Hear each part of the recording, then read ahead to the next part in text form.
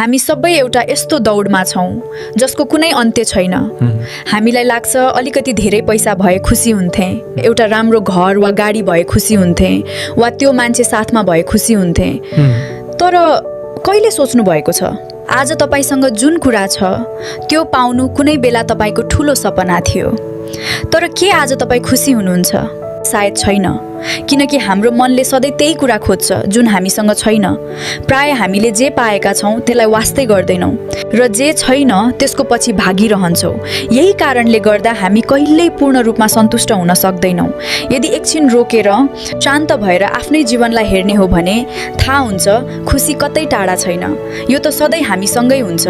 बिहान उठ्दा शरीर स्वस्थ हुनु र सास फेर्न पाउनु खुसी हो, परिवारसँग 2 गाँस हाँसेर खान पाउनु खुसी हो, थाकेको शरीरलाई आराम दिन पाउनु खुसी हो, कसैको एउटा सानो मद्दत गर्न पाउनु खुसी हो।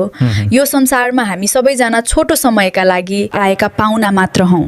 त्यसैले जब हामीसँग भएको कुराको कदर गर्न सिक्छौँ त्यही क्षणदेखि जिन्दगी हल्का लाग्न थाल्छ र सायद त्यही सन्तुष्टि नै साँचो खुसीको अर्को नाम हो।